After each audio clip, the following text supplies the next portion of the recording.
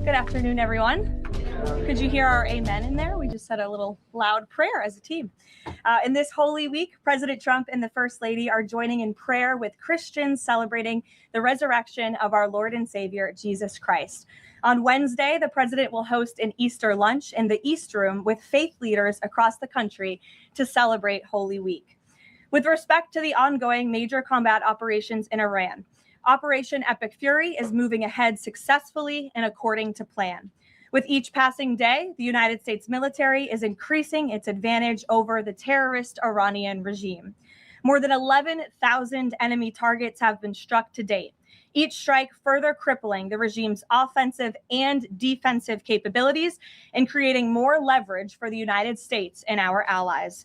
Compared to the start of the operation, Iran's ballistic missile and drone attacks are down by roughly 90%. The United States is also decimating the Iranian regime's navy.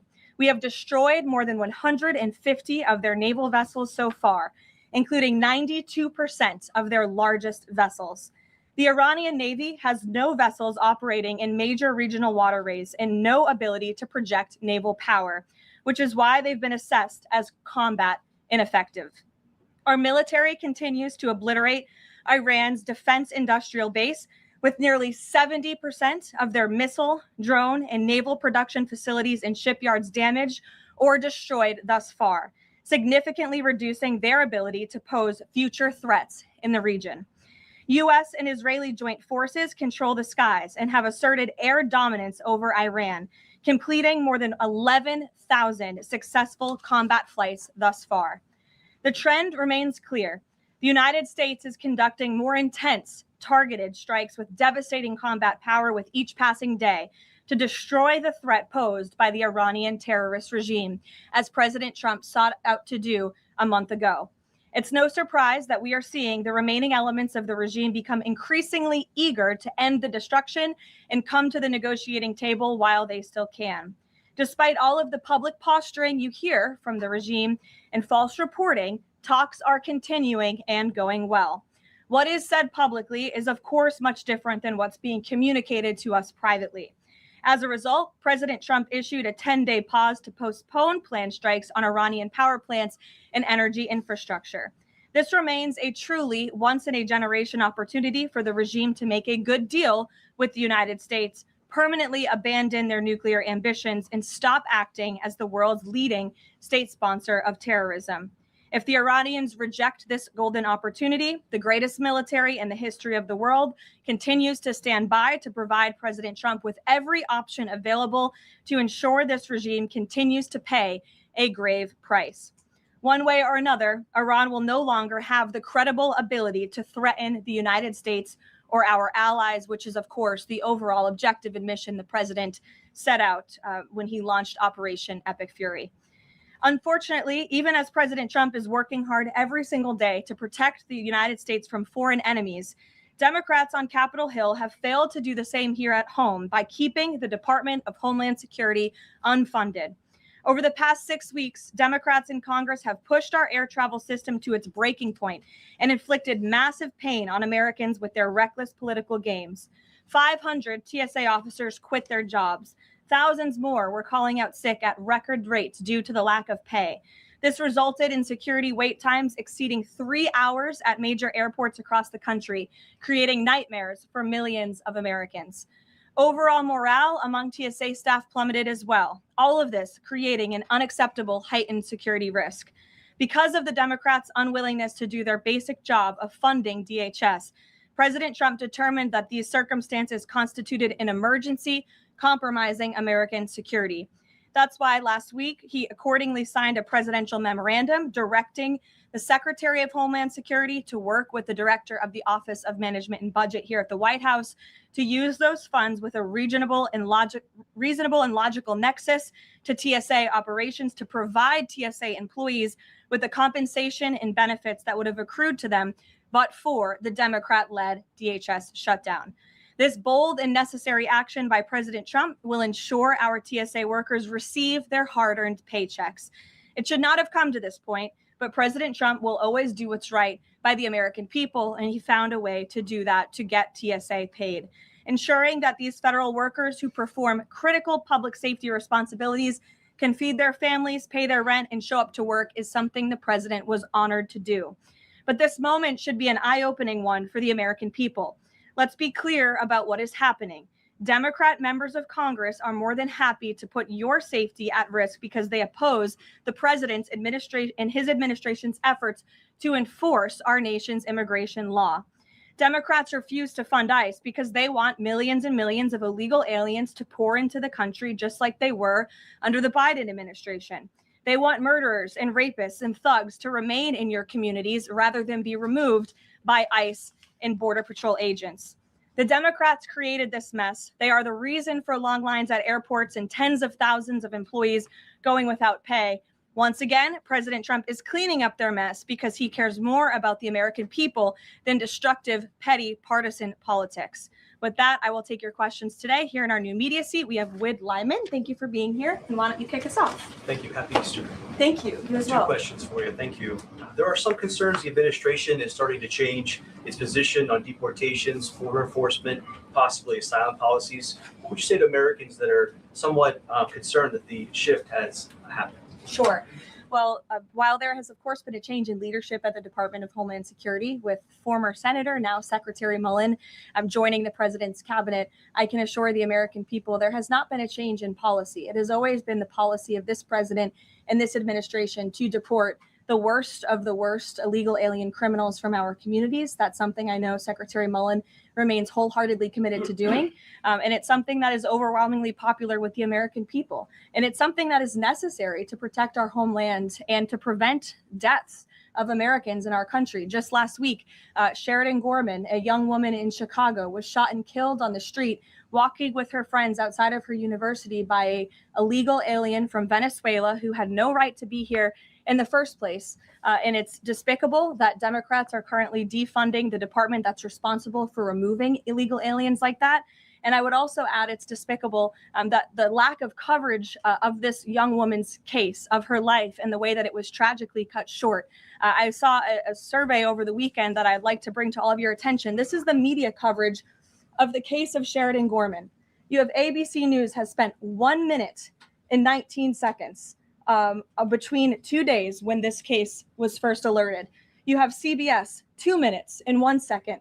You have NBC 23 seconds spent on the life of a young, beautiful American woman whose life was taken short by an illegal alien who should have never been here in the first place, when we are in the middle of a battle on Capitol Hill with a major political party, the Democrat Party, who wants to defund the agency that is responsible for protecting Americans. I think her life was worth more than 23 seconds on cable television. And I think the people in this room have a responsibility to report on cases like this, because it just exemplifies why the president believes so strongly in deporting illegal aliens from our communities. And thank you for the question. Dasha, go ahead. Caroline, I have two questions, one on Iran and one on DHS funding. On Iran, the president has said that the administration is talking to a new and more reasonable regime. How confident are you that they are legitimate and have enough grip on power? Marco Rubio said earlier that he's not sure and it's not clear whether they will be in power. So are you also talking to other factions? As a president is trying to make a deal, how do you ensure that you're making a deal with people who can actually implement it? Well, that's part of the ongoing process that's taking place and the ongoing negotiations. Of course, anything that they say to us privately will be tested, and we will ensure that they are being held accountable to their word. And if they are not, the president has laid out the military consequences that the Iranian regime will see if they don't hold true to the words that we are hearing privately behind the scenes. When the president says more reasonable, again, these folks are appearing more reasonable behind the scenes privately in these conversations than perhaps some of the previous leaders who are now no longer on planet Earth because they lied to the United States and they strung us along in negotiations, and that was unacceptable to the president, which is why many of the previous leaders were killed. So again, this is another historic opportunity for Iran to do the right thing, to rid themselves of their nuclear ambitions and to come to a deal with this president and the administration. Or again, they will see the grave consequences of the United States Armed Forces, which they are continuing to see every day throughout this operation. On DHS, how long can the administration keep paying TSA without action from Congress? And not to be hyperbolic, but given the the airports were really the pain point that was pushing both sides to talk to each other. I mean, do you see a way for DHS to reopen? Is it possible that this keeps going through the midterms? Well, we certainly hope so. I mean, of course, the president just can't keep signing presidential memorandums and proclamations every time Congress fails to do its job, and every time Democrats are holding our entire country hostage, picking and choosing which programs and agencies they want to fund just because they don't like this administration's policies. That's not how it's supposed to work. They voted 7 times against funding DHS over partisan and political reasons. And so, again, the president has stepped in to do the right thing at this moment in time, but the president is also encouraging Congress to come back to Washington to permanently fix this problem and to fund and reopen the Department of Homeland Security entirely. Caroline. Stephen. Thank you, Caroline. 2 questions, one on TSA, one on Iran. On TSA, for ordinary Americans watching the briefing, how long until everything goes back to normal at airports after the president's action? And then on Iran, on the time frame, President Trump initially said about 4 weeks. Secretary of State Rubio on Friday reportedly said it might be another 2 to 4. Is 2 to 4 the current ballpark that the administration is thinking? With respect to the timeline, again, the president, commander in chief, the Pentagon has always stated 4 to 6 weeks estimated timeline for Operation Epic Fury. We're on day 30 today. So again, you do the math on how much longer the Pentagon needs to fully achieve the objectives of Operation Epic Fury, which I will reiterate: destroy the Iranian Navy, destroy their ballistic missiles, dismantle their missile and drone production infrastructure, significantly weaken their proxies throughout the course of this operation, and then, of course, preventing Iran from ever obtaining a nuclear weapon. To your first question, Stephen, about TSA and airports, nothing will be truly normal again until Democrats do the right thing to fund this agency fully. Again, the president has stepped in the meantime to do what's right to end this crisis that we've had at air travel and at airports across the country in the meantime. But again, Congress needs to come back. Democrats need to fund the Department of Homeland Security so we can formally and fully get these great employees paid long into the future.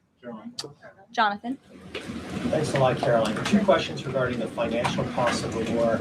Back during the Persian Gulf War, 1990, 1991, Arab countries paid for the vast majority of the costs of the war.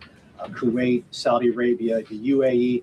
Who's paying for the cost of this war? Will those Arab countries step up to do just that? Well, I think it's something the president would be quite interested in calling them to do. I won't get ahead of him on that, but certainly it's an idea that I know that he has and something that I think you'll hear more from him on. And then secondly, the cost of diesel is averaging at $5.38 a gallon right now.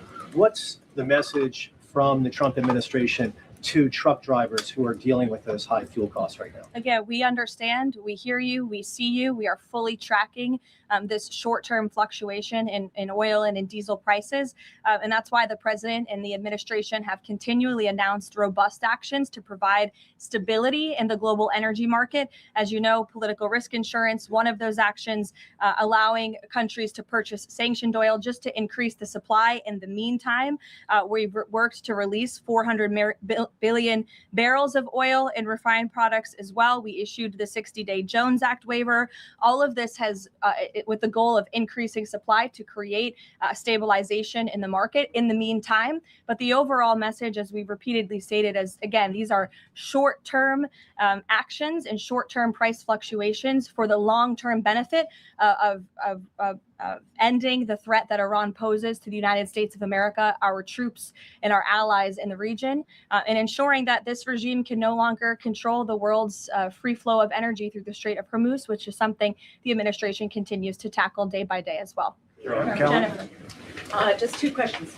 Which Jennifer? I'll go to both of you. Go ahead. So 2 questions. One on China and one on Iran. On China, ahead of the president's trip to Beijing, will there be a working level meeting with Secretary Bessent, Jameson Greer, et cetera? And when will that be? I do expect cabinet officials to travel to China ahead of time. I don't have a readout on their schedules for you, but this is something we typically do with international travel, as you know. So I'll talk to the Treasury Department and the cabinet myself, and we'll get you that answer. But we do expect them to move ahead of time. Okay, and thank you. And on Iran, if Iran is kind of cherry picking what tankers get to go through the strait now and contemplating big tolls on those tankers. Is that consistent, or how is that consistent really with the president's message about really wanting the strait to be fully open? Like, does the administration support a regime or system where Iran is effectively charging tolls on these vessels to access? That's not something we support, and I would reject that they are cherry picking. In fact, as you know, these tankers that are moving through, the 10 that were previously announced, and now the new 20,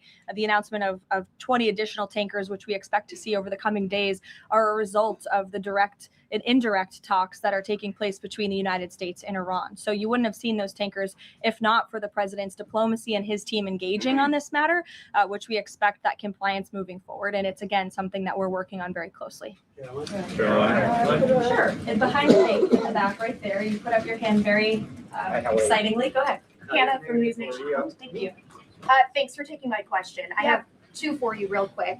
There are reports that Republicans are weighing cuts to healthcare in order to make way for that $200 billion for the Pentagon and Operation Epic Fury. Is that a trade-off that President Trump supports? I've seen these reports. I haven't spoken to the president about it, nor have I heard this being discussed in any high-level meetings here at the White House. I don't want to weigh in definitively because I just haven't heard that being discussed here in the West Wing.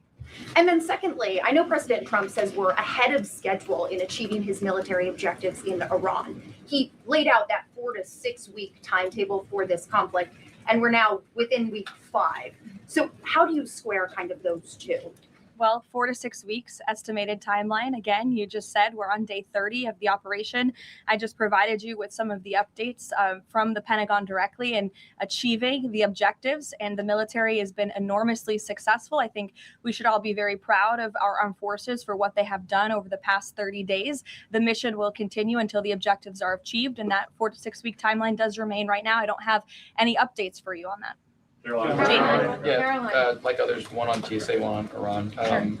On Iran, I know it's tough to engage in hypotheticals, but I feel like this is one that you could engage in if the president does seek. Probably not. If the president does seek, or the United States seeks a ground war, does he intend to get congressional authorization of that march? Look, the president has been asked about boots on the ground or alleged ground operations various times. He's obviously declined to rule them out. It's the Pentagon's job to provide maximum optionality to the president. It does not mean he's made a decision, nor would he ever notify the media of such decision as not to tip off our enemy. With respect to abiding by Congress and the rule of law, that's something the administration will, of course, always do. And it's something that we have great respect for Congress. The president does with military operations. In fact, prior to the launch of Operation Epic Fury, as you know, the administration gave a courtesy notice to Congress in the Gang of Eight, and top-level administration officials and cabinet secretaries have gone to Congress multiple times over the past 30 days to provide those courtesy briefings to Congress when requested. TSA quickly, I've been asked by multiple Trump supporters that have said, given the fact that the president on that Friday gave that memorandum informing DHS to pay TSA workers, I know there's a lot of negotiations involved in a shutdown of this size. Why did the president not sooner issue that payment to TSA workers? Well, it's because of the Democrats voting 7 times against reopening the Department of Homeland Security that we came to a place of an existential crisis. I mean, you saw the lines at various major airports across the country, American travelers really paying the price for Democrats' partisan games. And so the president worked with his legal team here at the White House and the Office of Management and Budget to find a solution to take care of the emergency that we were seeing in air travel across the country. And it's because of the president that TSA agents are being paid. But again, he's calling on Congress to do the right thing, to come back to Washington and to fund and reopen the Department of Homeland Security fully. Sure. Hi, Lindsay Ellis from the Wall Street Journal. I'm trying to square the 4 objectives laid out by the administration with the goal of reopening fully the Strait of Hormuz. Would President Trump declare victory and wind down military operations if the 4 objectives are met, but still passage remains quite slow through the strait? Look, as I've said repeatedly and as the president has laid out, the objectives of Operation Epic Fury are as follows: destroying the Iranian Navy, destroying their ballistic missiles, dismantling their defense industrial infrastructure that produces those weapons that have long threatened the United States and our allies, and then, of course, preventing Iran from ever obtaining a nuclear weapon. The full reopening of the strait is something the administration is working towards, but the core objectives of the operation have been clearly defined for the American people by the commander-in-chief. Garrett. The president posted this morning about his threat that on leaving Iran, he said we might blowing up and completely obliterating all of their electric generating plants, oil wells, Harg Island, and possibly all desalinization plants. Under international law, striking civilian infrastructure like that is generally prohibited. Why is the president threatening what would amount to potentially a war crime with the U.S. military? And how do you square that with the administration repeatedly saying that the U.S. does not target civilians? Look, the president has made it quite clear to the Iranian regime at this moment in time, as evidenced by the statement that you just read, that their best move is to make a deal, or else the United States Armed Forces has capabilities beyond their wildest imagination, and the president is not afraid to use them. That's not what I said, Garrett. And you're saying the word potential for a reason, because I'm sure some experts are telling you that in your ear to try to ask me that question. Of course, this administration and the United States Armed Forces will always act within the confines of the law. But with respect to achieving the full objectives of Operation Epic Fury, President Trump is going to move forward unabated, and he expects the Iranian regime to make a deal with the administration. To that end, which of those objectives would destroying a desalinization plant most help? Haley, go ahead. Thanks, Caroline. I want to follow up on Iran. When you're describing that the Iranians you're in contact with are being more reasonable this time around in discussions, what specifically are you hearing that is leading you to that conclusion, and how are you defining what's reasonable versus unreasonable in that regard? I'm not going to detail the private and sensitive conversations that are taking place between the United States and Iran right now. But generally speaking. Generally speaking, the president gave you the answer. What we're hearing from them is more reasonable. They have agreed to some of the points the United States laid out, as the president said last night aboard Air Force One. But again, as for the specifics, as these negotiations are ongoing, we're not going to broadcast them to the world unless the president chooses to do so, which he has the full right to do as the leader of the free world. On Cuba, the president threatened to tariff any country that would send oil to Cuba, but now the U.S. is letting this Russian tanker to Cuba. Is this a policy change, or is he willing to let more tankers into Cuba now? This is not a policy change. There has not been a formal change in sanction policy. As the president said last night, we allowed this ship to reach Cuba in order to provide humanitarian needs to the Cuban people. These decisions are being made on a case-by-case basis. And as the administration has said, Cuba's non-functional economy cannot be fixed unless they undergo dramatic political and leadership change. But there has been no formal change with respect to sanction policy. So you could expect more tankers to go to Cuba? Again, these decisions are being made on a case-by-case basis right now. Thanks, Caroline. You addressed this a little bit in the opening, but just to follow up, because Americans are sort of seeing these conflicting messages between the United States and Iran. I know the president insists that negotiations are underway. As you just mentioned, he's also said that Iran has agreed to most of the 15 points. We just heard from Iran again. They're saying no negotiations are taking place. They're calling the proposal excessive, unrealistic. So how do you square that? How do you explain that discrepancy between the two? I think the American people are smart enough not to take the word of a terrorist regime that has chanted death to America for 47 years at their word. And I hope the journalists in this room are wise enough not to take an Iranian regime that has repeatedly lied about our country, about our values, about everyone in this room, frankly, for nearly 5 decades. So I think the American public are smart enough to understand that. And just to follow up on the objectives, you laid them out, but I know the president has set a deadline for April 6th in just 1 week. What does the president need to see to not move forward with those strikes by April 6th? Well, I think he said it in his Truth Social post this morning. He wants to see a deal over the next 10 days. That timeline is waning, several days left, and we'll see. I won't get ahead of it. We'll see what happens in the end of the 10-day period. Caroline, thank you. One on Iran, one on the shutdown. The president continues to say the U.S. is in conversations with a more reasonable regime, but there are now hundreds of U.S. Special Operations Forces, including Navy SEALs and Army Rangers in the Middle East, as well as thousands of other troops already deployed. So is he trying to end or intensify the conflict? The president is focused on achieving the objectives of Operation Epic Fury.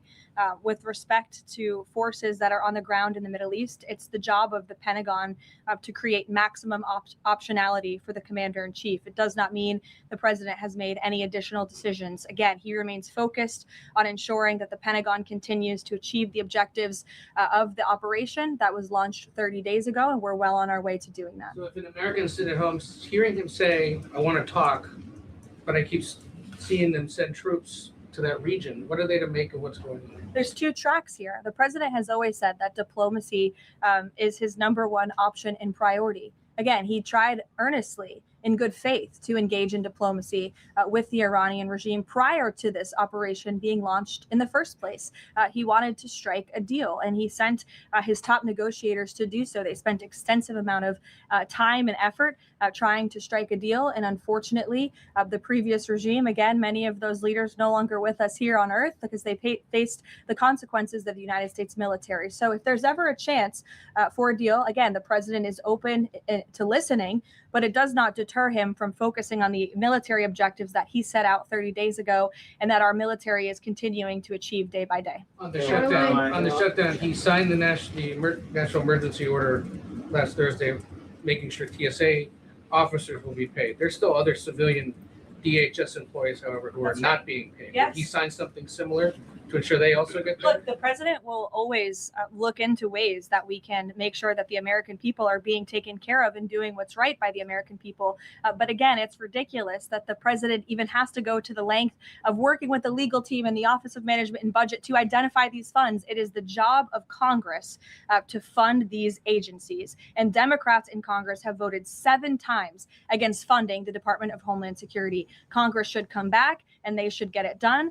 The president, again, made the decision to prevent this existential crisis we were seeing at our nation's airports across the country that was only going to get worse.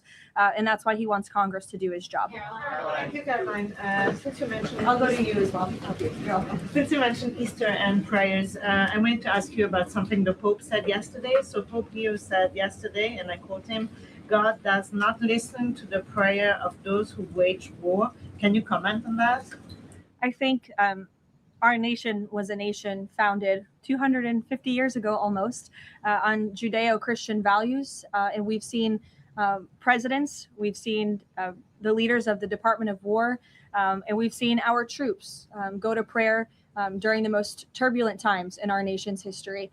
And I don't think there's anything wrong with our military leaders or with the president calling on the American people to pray for our service members and those who are serving our country overseas. In fact, I think it's a very noble thing to do. And if you talk to many service members, they will tell you they appreciate the prayers and support from the commander-in-chief and from his cabinet. Caroline, thank you. President Trump told the New York Post that a response is coming shortly to Tehran attacking Israel's largest oil refinery. Is there a timeline on that? Is that tied to the success or not of the negotiations? I don't have any updates for you on the president's comments. Does it consider the IRGC in control of Iran? Well, look, as Secretary Rubio said today, the leadership is very fragmented. We have really neutered their intercommunication systems, and that's part of this process of diplomacy to continue figuring out exactly who's in charge. I know they appointed a new Ayatollah, haven't seen or heard much from him. And so that's part of this diplomatic process that's underway right now. I'll take a few more. Solon. Thank you. You listed the described humanitarian reasons for allowing that oil tanker to reach Cuba. Just to clarify, why was the administration okay with Russia sending that oil to Cuba and not other nations? Look, again, this was a decision. It'll continue to be made on a case-by-case basis for humanitarian reasons or otherwise, but there's been no firm change in our sanctions policy. President Sheinbaum of Mexico also said that Mexico is exploring different ways to restart some of those shipments to Cuba. Is the administration okay with that at this time? Again, there's been no change in our sanction policy. We still reserve the right to seize vessels if it's legally applicable that are headed towards Cuba and that violate the United States sanction policy. But of course, the president and the administration also reserve the right to waive those seizures on a case-by-case basis. And to clarify, just any more Russian oil tankers going to be allowed to reach Cuba at this time? Again, I know you say case-by-case, but for the case of Russia, is it pretty much green light right now? No, that's not what I said. It's a case-by-case basis. Sure, Jeff, go ahead. Switching topics, the president has always attended CPAC. He did not this year. Why did he not attend, and does he believe CPAC is becoming less relevant? No, I don't think he believes that at all. In fact, he loves CPAC and has a very good relationship with the great people who run it, Mercedes and Matt Schlapp. It was just simply for scheduling purposes this year, with it being in Texas. It was best for the president's schedule and what he has on his plate right now not to go. Carolina. Michael. Thank you, Caroline. If and when Michael. a deal is finalized with Iran, how does the U.S. provide protection to who it's negotiating with to ensure that they can carry out the president's peace plan? Again, that's something I'm sure our national security team is discussing. I don't have anything for you on that today. From the ballroom, can you tell us more about this massive military complex underneath the president's new ballroom? I cannot tell you more about that, actually, as a matter of fact. However, the military is making some upgrades to their facilities here at the White House, and I'm not privy to provide any more details on that at this time. Go ahead. Reagan. Thanks, Caroline. Question on the Middle East and then a question on Antifa. Netanyahu said Sunday that Cardinal Pizzaballa will be able to hold services for Palm Sunday in the Church of Holy Sepulchre after he was initially blocked by Israeli police. Did anyone from the administration or the president call over to Israeli officials to assist the cardinal in this? Yes, I did speak with Secretary Rubio this morning, and we did express our concerns with Israel with respect to these holy sites being shut down. We want worshipers to be able to access these holy sites. Of course, safety is a top priority, but we understand Israel is working on those security measures to reopen the sites throughout Holy Week, and that's something that we're appreciative of. Antifa. In Texas, 9 people have been convicted by a federal jury on domestic terrorist charges connected to Antifa. The White House has previously indicated that you guys are investigating Antifa, who's funding them, who's leading them. Can you provide an update on how that investigation is going? And do you think we're going to see more charges against people connected to Antifa? Well, I do know that there was an entire task force that was set up, an interagency task force to focus on the threat of Antifa, which, as you know, Reagan, this president declared a domestic terrorist organization rightfully. And we will continue to look into it. I don't have any updates on those specific investigations, but I'd be happy to have my team get those over to you today, as this continues to be of the utmost importance to the president and his domestic policy agenda. JJ. On one question on landmines, there's been some reporting that American-made landmines have been spotted on the ground in Iran. Did President Trump sign off on using U.S.-made landmines in Iran? I don't have any comment on that report today.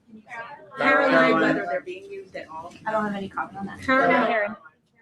Two on DHS. You said that the president is encouraging Congress to come back to DC. You also Yes. said yourself. How has he done that? Has he told leadership that they should cancel recess and come back? He said it repeatedly. I think you recall, he said that he'll host a big Easter dinner here at the White House if Congress will come back and fight the Democrats on this issue, which we should do. Because again, the Democrat Party is in the wrong here. They have voted 7 times against funding the Department of Homeland Security, which is completely egregious with everything we have going on in the world. And these brave men and women who serve DHS deserve to get their paychecks. President wants to see that happen, and he wants Congress to come back to get it done. On the paychecks,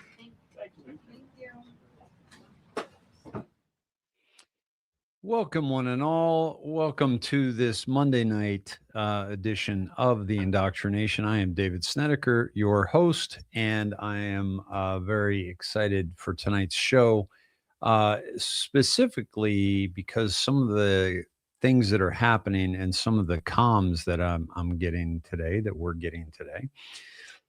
Thanks for all the great comments, my friends.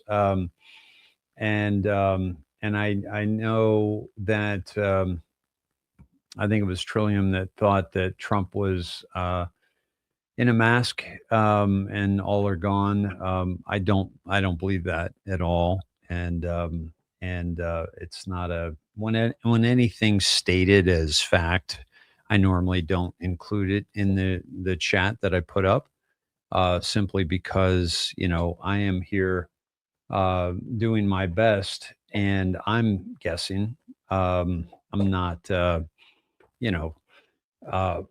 absolute on everything, as many are. And I don't pretend to know more than you, other than I am absolutely, I've got my finger on the pulse of what's happening, mainly because of Q and President Trump, and because of what is taking place.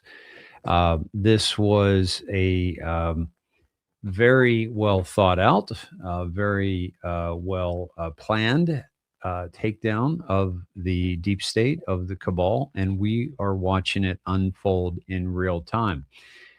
I wanted to bring a couple points up regarding the that press conference, and I want to start with the Trump ballroom. Now, we have speculated with this Trump ballroom that something bigger was happening underground, and that and there was, he alluded to that as well. We're working with the military on this new ballroom. Now, why would the military be involved in construction of a ballroom? So we got this very early. We got this download because we were paying attention to President Trump's words. But let me share with you what he said here in the latest update. Now, the military is building a big complex under the ballroom, which has come out recently because of a stupid lawsuit that was filed. But the military is building a massive.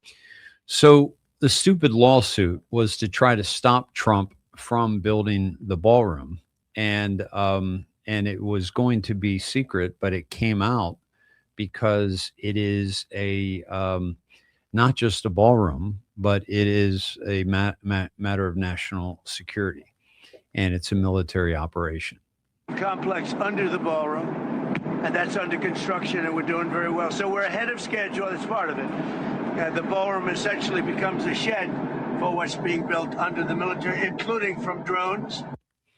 The ballroom becomes somewhat of a shed.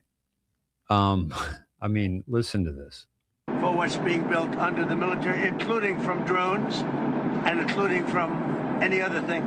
The glass on the windows, you see the big windows, the glass is extremely thick. It's high-grade bulletproof glass. So all of the windows are bulletproof. I think the Times wrote, gee, some of the windows are fake. We have no fake windows. They talked about a stairway in the South. We don't have a stairway in the South. That was replaced a long time ago. But this is how the military. So what's happening here? Well, basically, it sounds like he's building a fortress, the shed, and everything underneath the shed is military.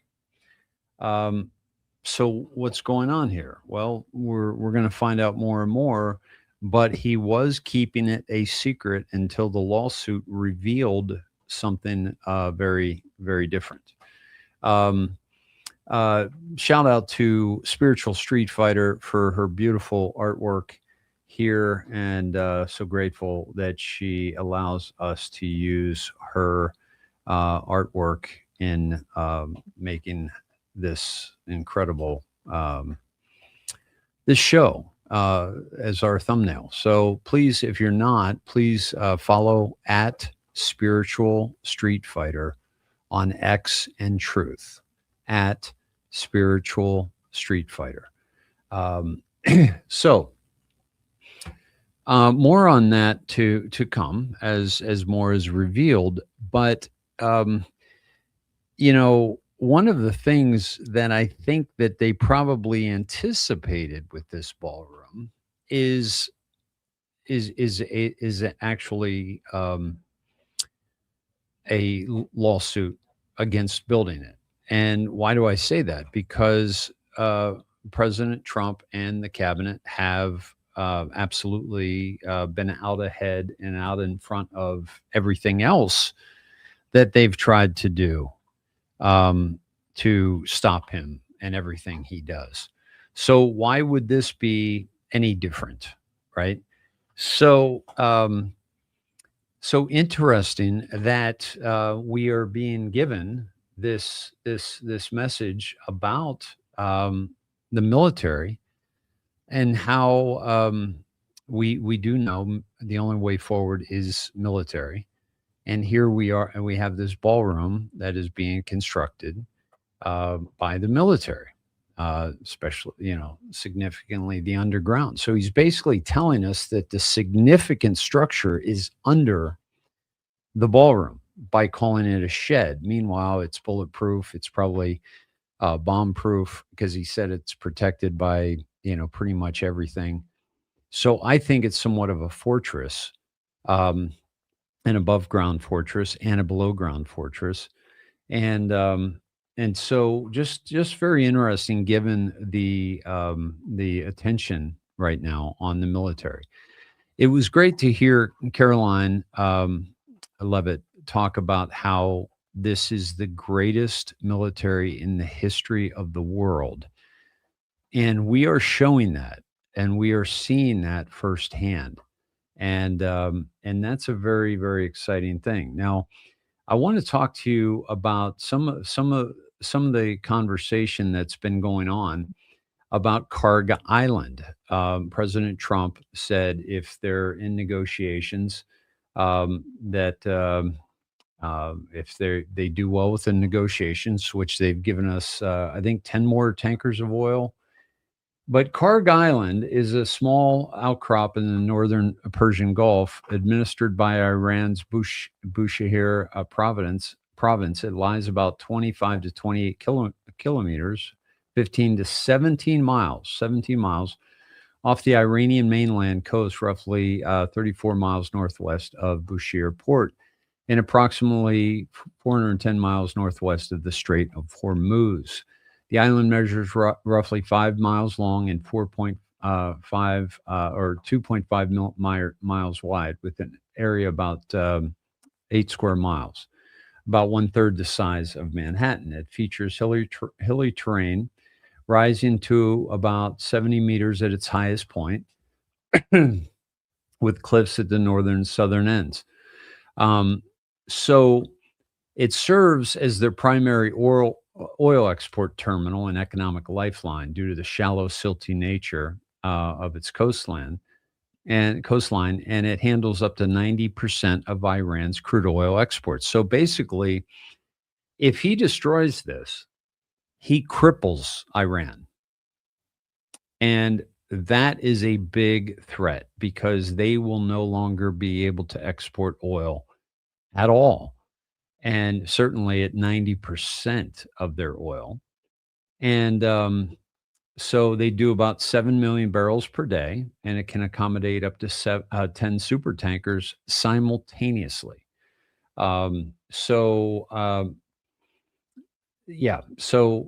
Export primarily goes to China and then transits the Strait of Hormuz. Okay. So this is the island, and this is what President Trump is threatening to destroy if they don't surrender. Okay. That's a pretty big threat, my friends, and one that you can better believe that that the Iranian leadership, whatever that is not going to. Hold on one second. Just read. Okay, here we go. The other thing I wanted to bring up is, her criticism of ICE, of the Congress defunding ICE, I should say, is very significant in that press conference, and something that we should definitely, pay attention to, because what's happening is, for example, this young gal who was shot and killed outside Chicago.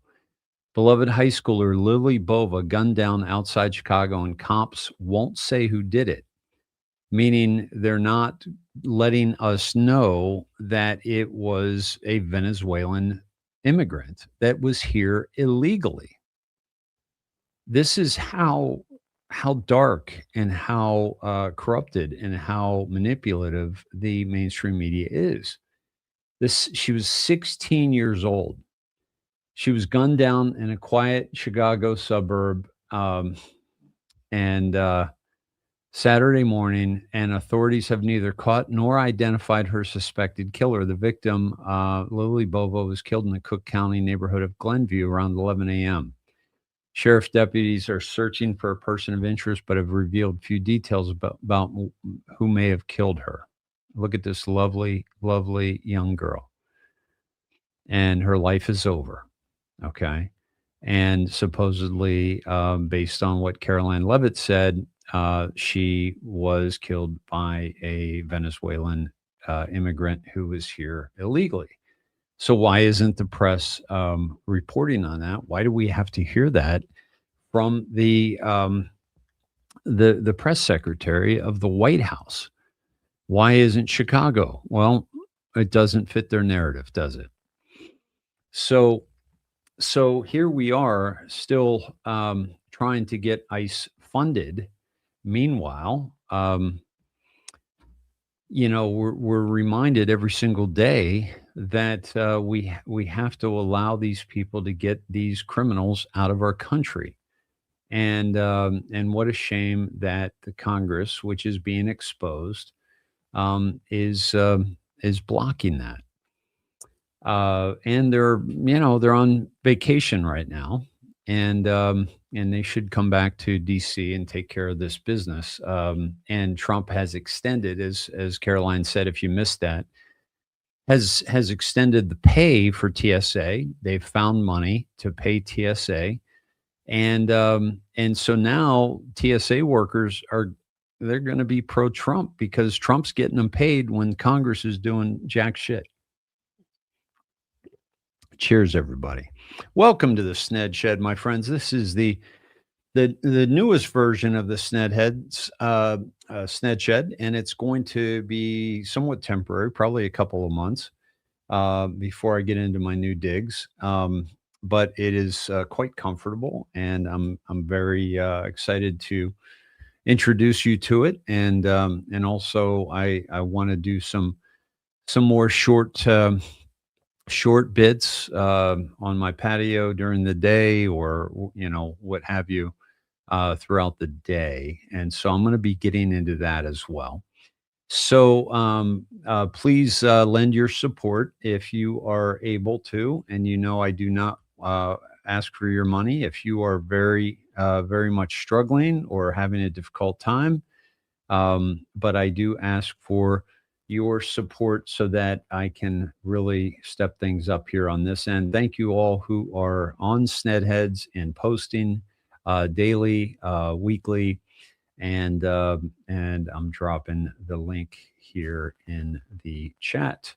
So please do support my work here. It is absolutely necessary for me to continue this level of work that I am doing to gauge what's happening. If you haven't seen last night's show, please check that out. I had a call-in show, and Rob Cunningham called in, and many of you know him because I've done many shows with Rob and had him on this podcast. And he's just phenomenal, and I love talking to him. I consider him a good friend that I've met through this Great Awakening. And it is an incredible show. And we talk about the coming possible April 2nd liberation financially for Americans that President Trump has talked about. We get into that very, very deeply. Also, there are going to be elections in Iraq on April 11th, I believe, and they're going to meet. So some of the financial stuff may take till then, but we're definitely staying on top of that for you so that we can give you a heads up on that. So let me see.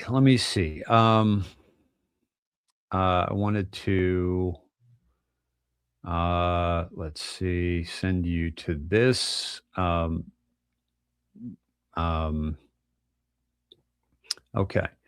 So this from Mr. Poole on X, just following up on the Carg Island post. Less than 24 hours ago, we told you the ground operation was about capturing ledgers. We told you about the vaults under the island. This is Carg Island. We told you about the $9.7 trillion paper trail. This morning, President Trump announced his intention to seize Kharg Island. Maybe not bomb it, but take it over.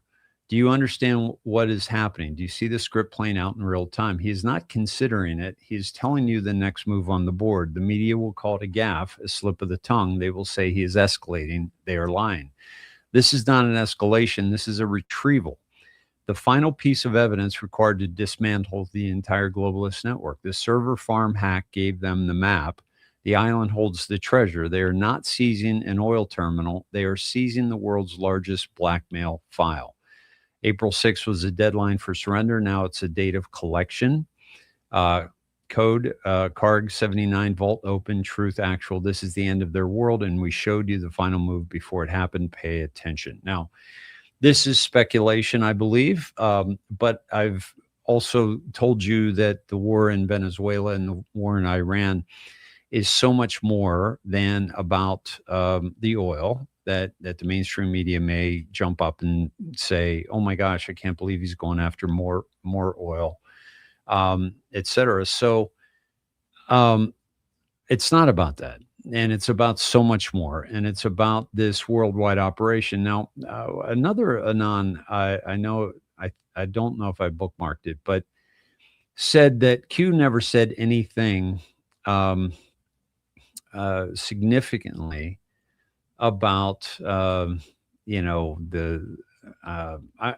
don't want to paraphrase it. I'll hopefully I'll find it again, but basically the main thing that President Trump and Q operation are doing is taking apart the cabal, and also what they're doing is, let me take you to President Trump's last post on Truth. Let me double check and make sure this is his still his last. Yes. Okay, so let me play this for you. Here we go. And it's this video.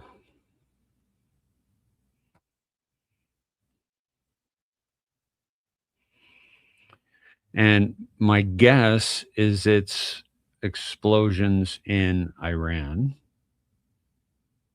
Okay.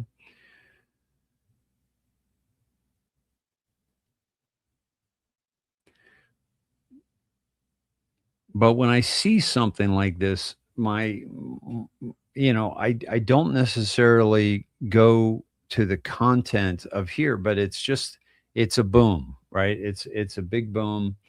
And it is what's significant about it is that it's 31 seconds long to me. Okay.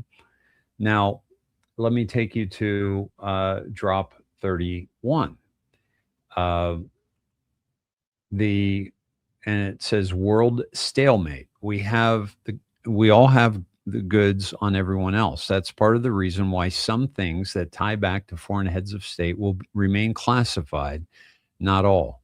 We are in one of the most critical times of our country. Trump and others are working to balance the "we're doing well for America" for the common person to endorse, while at the same time purify our government and remove the bad actors who are entrenched. There is so much string pulling and blackmail that we need to cut these off to truly gain the power granted to us by the patriots and hardworking people of this great country. So the blackmail is being completely eviscerated. The string pulling is being eviscerated. The infiltration of our country. Now,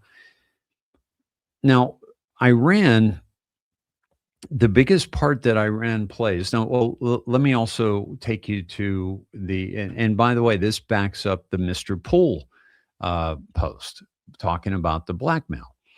Now, post 13, think mirror. Now, think about the timing of POTUS traveling to China, South Korea. I've said too much. God bless patriots. Now, they spoke. Caroline was asked about his trip to China today. So think about the timing of this. This is at a time when we've basically been taking out Iran, which is, has always been supported and defended by China. In the past, no president could say we're going to, seize Kharg Island because China's like, whoa, wait a minute, that's where we get all our oil. We're not down with this. But obviously, President Trump is not afraid of China. And furthermore, Q has told us that Xi is working with Trump. Now, let me take you to 85. Now, that the post was at 8:50 in the evening. So we dropped the zero, 85. Who funds MS-13? Why did Barack Obama instruct Homeland Security and Border Patrol to release MS-13 captures at the border, which is what happened? What agency has direct ties to two major drug cartels? So he's talking about the CIA, the Q is. Why is AG Sessions POTUS prioritizing the removal of MS-13? And by the way, other, gangs and other, Venezuela, Trinidad, et cetera. Why is AG Sessions POTUS prioritizing building the wall? Immigration, ? Drugs? Who do you hire for a hit? Who can be eliminated after a job is complete? Seth Rich. Who was found dead, shortly after his murder? Q told us about two MS-13 members in North Carolina that were murdered after, found dead. So after they murdered Seth, they assassinated them so that there could be no ties to who hired them. What affiliation did they have? MS-13, classified. That's why we haven't heard about it, by the way. I have tried to research that and could not find anything associated with MS-13 in North Carolina around this time. But Q ends this with classified. So again, Barack Obama is at the forefront here, okay? And then think mirror, go to 58, and the Clinton campaign trying to basically dismiss the ties that Huma Abedin has to the Muslim Brotherhood, which is significantly in Iran, and is Iran's infiltration of our country, just like it was also Saudi Arabia's infiltration into our country before the purge, okay, in 2017. So it also mentions Senator McCain. This is the same John McCain who met Libyan militia leader Abdur Karim Belhaj, a known al-Qaeda associate, and saluted him as my hero during a 2011 visit to Benghazi. Senator McCain and others roundly criticized Michelle Bachmann when she informed members of the House Permanent Select Committee and House Judiciary cited Miss Abedin letters sent to all the heads of the three-letter agencies of the U.S. Government. Why is this relevant? Who took an undisclosed trip to Saudi Arabia? What was the purpose of a face-to-face via phone call? Alice in Wonderland. Of course, this was Jared Kushner when he went to Saudi Arabia. And they took care of the purge. Now, so this brings us back to the Muslim Brotherhood, which is definitely in Iran and as well, and the ties to Barack Obama, as well as the ties to hold on, there was one more. Oh, today's not today's Delta, okay, but remember, President Trump keeps talking about April 2nd. Now, there's no Deltas today, tomorrow, or the 1st of April. And so we go to April 2nd to see what's coming down the pike. And there we have Barack Obama shaking hands with Beverly Eckert. And Beverly Eckert, her husband was killed during 9/11, and she rejected the money from the government and filed a lawsuit against them instead. I was a loudmouth and a well-known figure in the 9/11 truth movement. Coincidentally, days after meeting President Obama, I died in a plane crash. Hey, Q, HRC 21209, very bad. This right? And Q says the timestamp is key. So if we go to this timestamp, it's 9:56:17. Okay. And so we go to 9:56 and we go to 17. 9:56 takes us to panic mode, enjoy the show from March 18th, 2018. And drop 17 takes us to why does Obama travel in advance of POTUS to foreign locations? Why is this relevant? This is part of his treason to undermine the presidency of Donald John Trump, which Tulsi Gabbard came out with, and Caroline Leavitt also addressed in, I want to say 7 months ago. Focus on the power of POTUS as it relates to the Marines. How can military be applied to prosecute bad actors and avoid corrupt agencies and judges? Biggest drop on post online above is the reason why the shills are sliding. In case you didn't know, shills log and send new info back to ASF for instruction. They use a 5-pronged prepackaged injection. One post auto generates 4 more at random designated times. This is the infiltration of our social media and how they put out posts, pay for people to put out posts, and then use these auto-generating posts. Common drive of posts they all tap into. Since they've misjudged the influence of the MSM, they are aggressively looking to censor throughout major platforms in exchange for CIA slush funds and worldwide access for expansion of said networks. Everything they do has been forecasted and prepared for. Okay. So significant connections to Barack Obama, which we've been seeing more and more of. And we are basically getting, I think, a precursor to what is coming in a way that, we have not seen before. This was that post, which will resurface. This is Representative Anna Paulina Luna posted this just today, okay, which this was a while back, but I want to share this with you because this is very significant, and the fact that she posted it again today.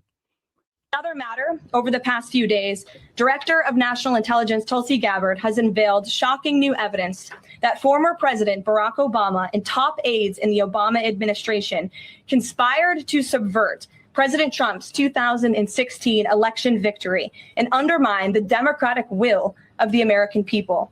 While publicly pretending to engage in a peaceful transfer of power, in private, former President Obama went to great and nefarious lengths to try to sow discord among the public and sabotage his successor, President Trump.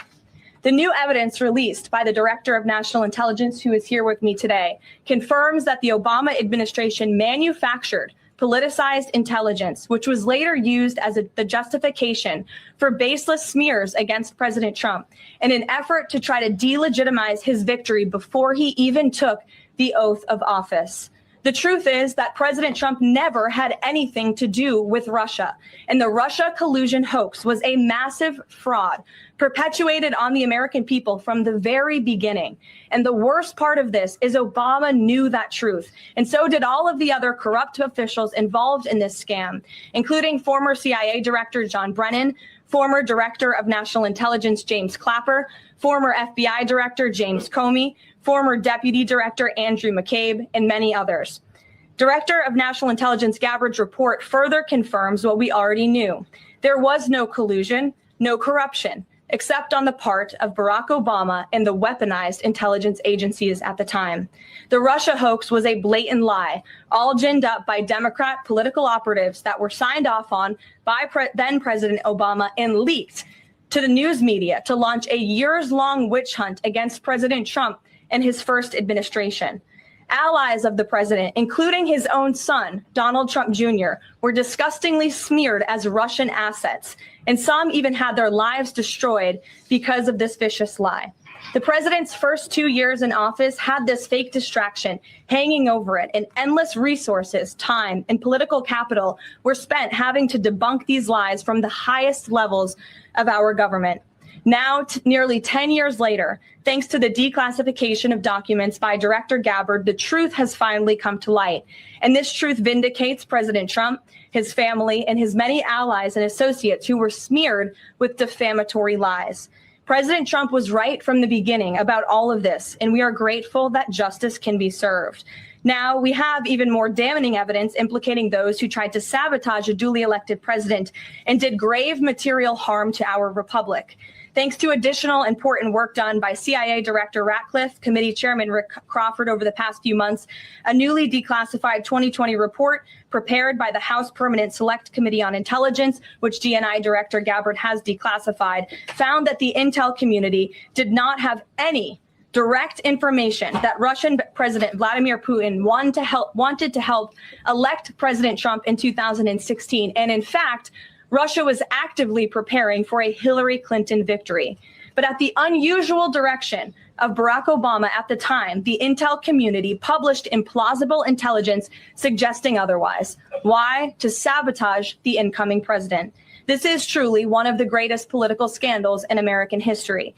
And reporters at legacy outlets, some of which are sitting in this room today, like the New York Times and the Washington Post, were ridiculously awarded Pulitzer Prizes for their perpetuation of this hoax. It's well past time for those awards to be stripped from the journalists who receive them. It is not journalism to propagate political disinformation in service of the Democrat Party and those in the intelligence community who hand over out of context and fake intelligence to push a false political narrative.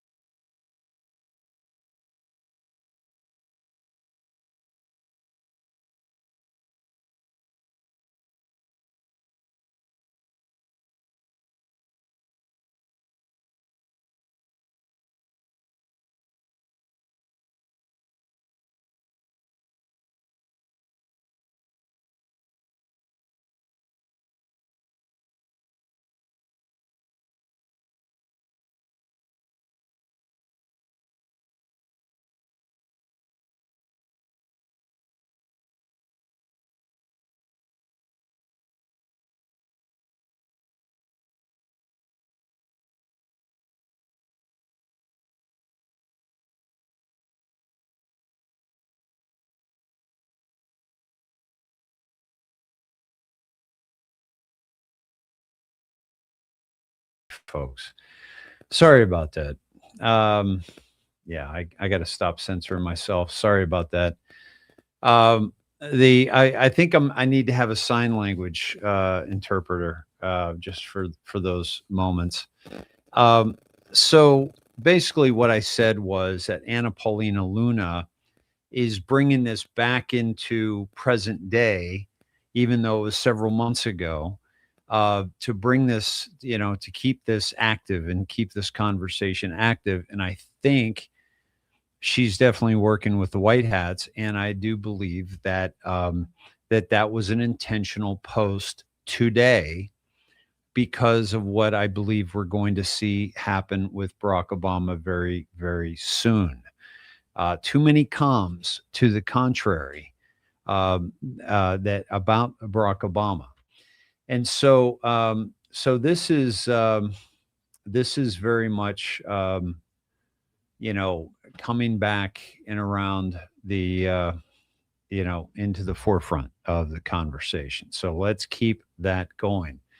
I I can't do that. That's gonna be a problem. And then El Donaldo Trumpo posted this today. Which was very interesting to see. There we go.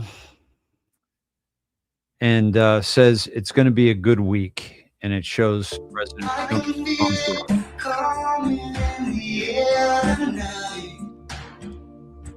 Lord, and I've been waiting for this moment for all my life. Oh Lord. We've been waiting for this moment all of our life. So hold on. That's what they're telling us, my friends. They've posted that song multiple times, and that's without question what they're telling us. And this is very important. So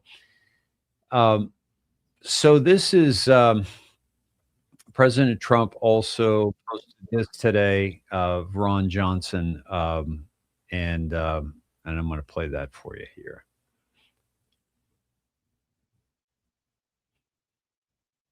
We don't want to be responsible for breaking the Senate.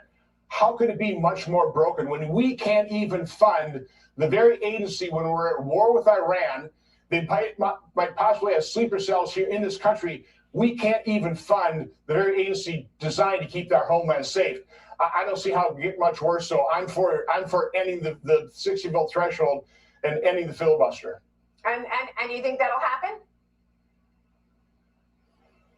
It will require Republican public pressure to force enough Republican senators to do that. Unfortunately, I think we've got Republican senators that are willing to die on that hill as well. So Ron Johnson is calling out the Republican senators as well as the Democrat senators. So this is something that is without question. We're being shown the lack of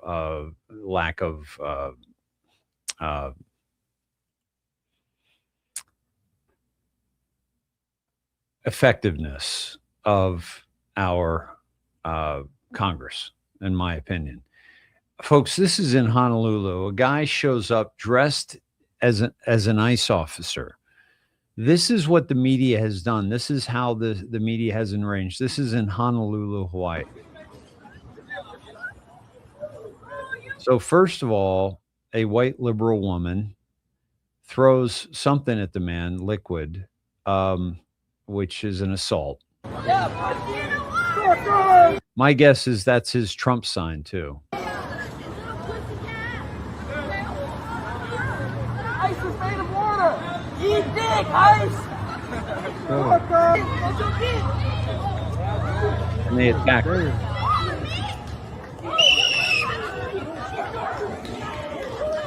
Come on, bitch.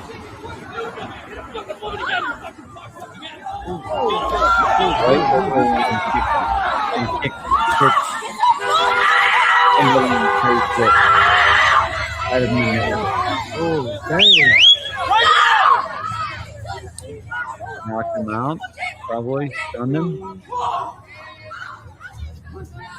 This is the sheer level of hatred towards the people whose job it is. Now, I don't think this is an actual ICE officer. I think it's somebody dressed up as ICE. Inside. There's somebody trying to help him.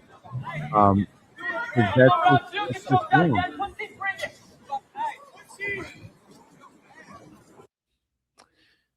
And this is supposed to be the party of peace and the party of compassion. What kind of compassion did they show that man right there? Not much at all. And but we really have the mainstream media to blame for this, and we need to hold them accountable. MJ Truth Ultra posted this today. A Marine in California was found to selling missile systems in Arizona. Corporal Andrew Paul Amaryllis, a 23-year-old, allegedly stole a Javelin missile system and cans of ammunition that he then sold to a network of co-conspirators. Court documents reference text messages Amaryllis reportedly sent to his unindicted co-conspirators. Just got some jabs and some other ones, he allegedly wrote in an August text. I have 2 launchers that I think you'd like if you want to take a look tomorrow.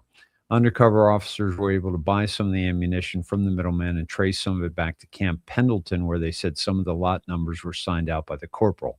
At least one of the Javelin missile systems Amaryllis planned to sell was recovered. The other still missing, along with some of the stolen ammunition. As many as 2 million rounds of M855 ammunition could still be missing. So this is also, again, just like the election, the media has emboldened this next generation to commit treason, to commit acts of violence. They're tapping into their brains, and of course, how many of these people that are carrying out such acts also got the jab, and were not, are not in their right mind. And I think that's part of the purpose. No haircut tonight, Deb. Just I changed my spark plugs today, so I got a little messy. So had a late shower, but and also Jan, I have not got. If anybody sent me a birthday gift through the PO box, my apologies that I have not been there since I started my move, and part of it is I have to renew my box, and I haven't had the extra cash to take care of that or the time to take care of that. So, so please forgive me for not picking that up yet, but I will probably. I think I'm going to go tomorrow and take care of that business. If not tomorrow, the following day. So thank you for that. And let's see.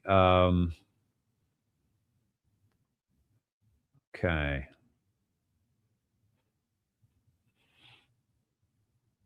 Demra, I hope something happens on April 2nd. I don't get my hopes up anymore, but it is my birthday and would be a great birthday gift. Well, that would be awesome, Demra. And what an incredible birthday that would be.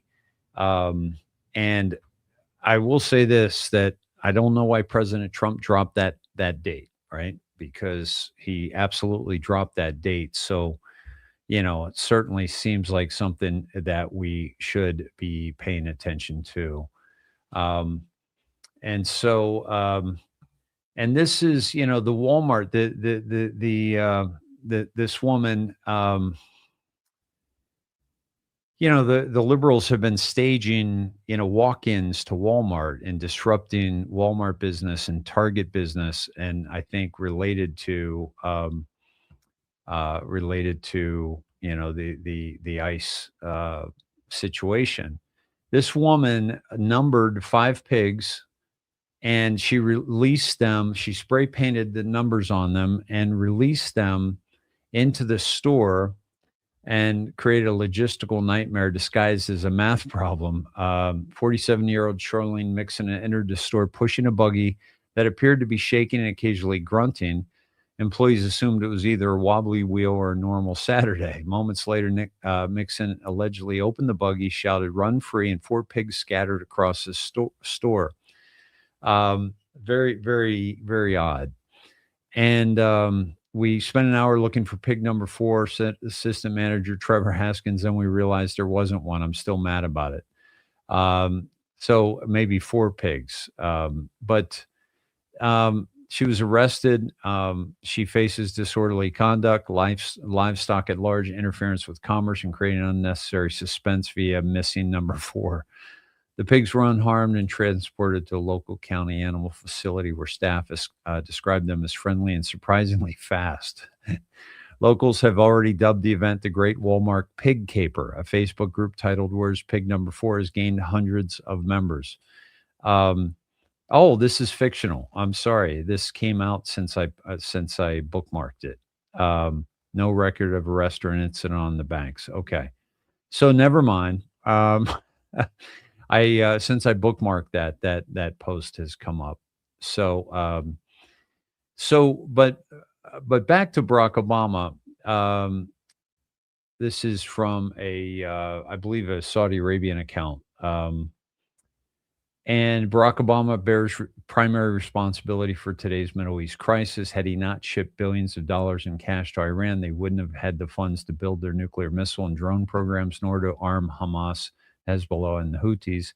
And by enthusiastically backing the Arab Spring, he helped tear apart once stable nations and turn them into chaos and failed states. One of the things I wanted to mention about the Q mention of McCain and the Muslim Brotherhood is that McCain and Lindsey Graham have been found to be in collusion with arming these terrorist organizations, and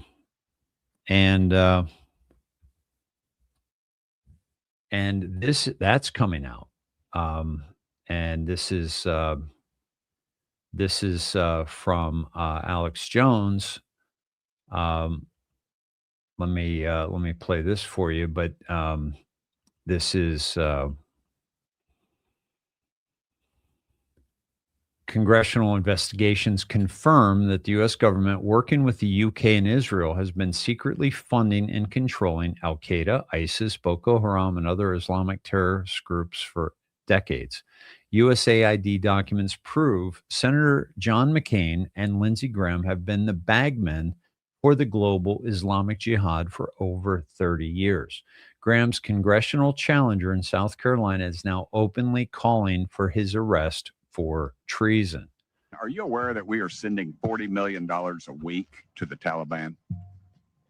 Yes, sir. Can you name other instances of foreign aid going to terrorist organizations? We have assisted Al-Shabaab in Somalia. There's been instances of the Hamzi network in Sudan, Hamas, Islamic Jihad, Hezbollah, Kataib al-Hezbollah, Hayat Tahrir al-Shams in Syria. Dozens of terror organizations have received indirect assistance from U.S. foreign aid. You know, I'm wondering, with all this talk about the Strait of Hormuz and Parg Island and everything Lindsey's recommending, why are we listening to a traitor who needs to be arrested for funneling money to Hamas and Al-Qaeda through USAID? He's helping to support the enemies of our nation, Steve, and it's time to arrest him. He's a traitor.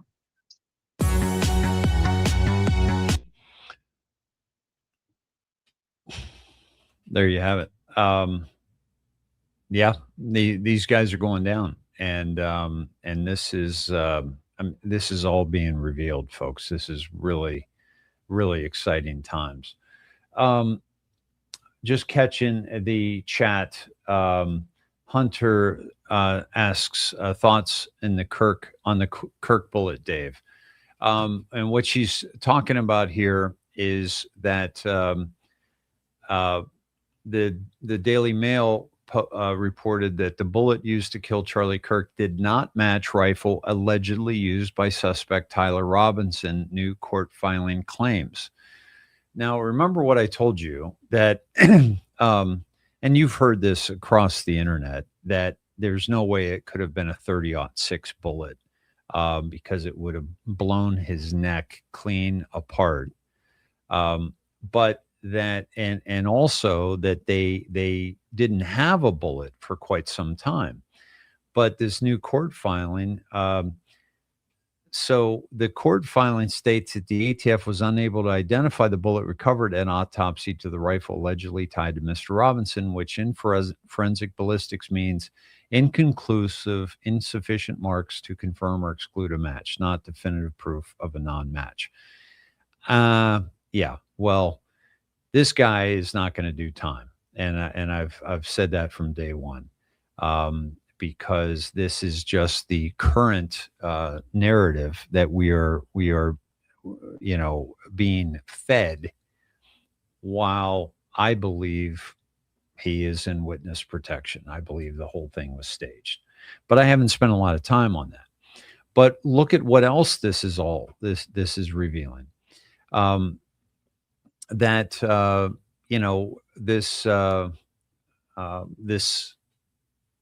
His wife, Erica Kirk, she was doing CIA videos. I don't know if you guys have seen those on the internet, but it's like, why would she be doing CIA videos when she was I think 23 years old? Let me play this for you. because the whole thing is so strange. Like, we didn't buy into that at all. But check out this video. And Morgan Ariel says, remember when Erica Kirk said she had no idea who Charlie Kirk was at the airport because she wasn't involved in the political world? Well, here's a CIA video from 2013 with her in it. Weird. We have 5 major threats that make our grid extremely vulnerable that we've presented to congressional officials. 1 being cyber, 2 being hackers, 3 being physical threats, 4th one is solar EMP, and the 5th one is man-made EMP. So the concern that we have is that we put out this critical information, and when we go over this risk analysis, they hear what we're saying, but they don't want to take action. Well, there are 18 critical infrastructures in the United States: food, water, transportation, communications, etc. All 17 of the others depend on electricity.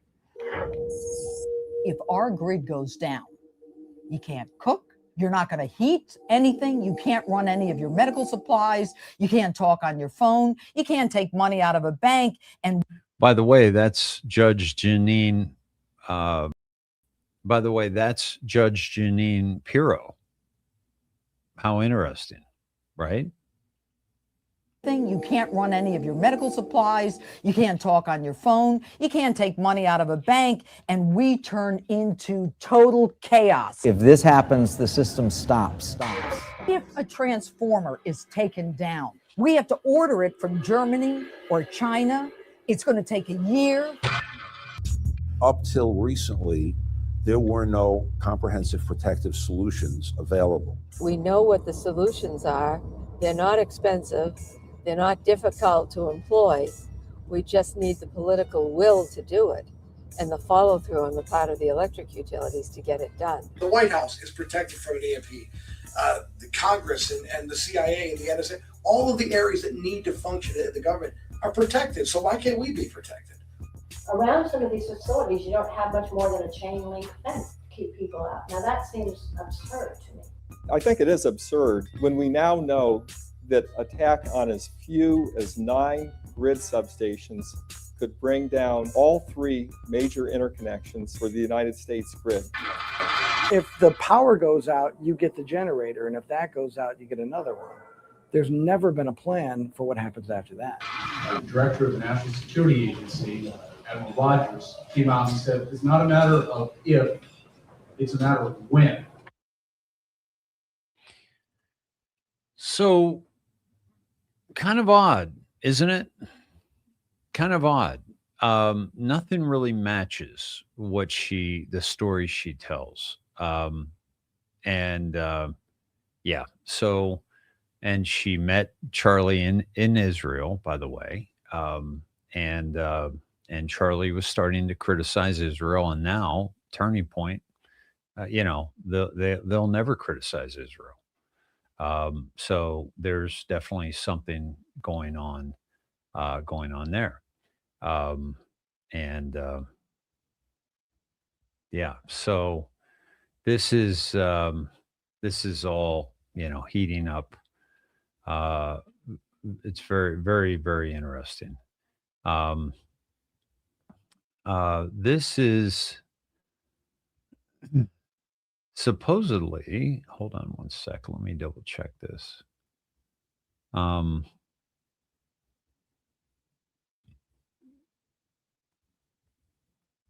This is in Atlanta, and this is I'm going to show you. Well, just wrapping up the Kirk thing and the bullet and all that.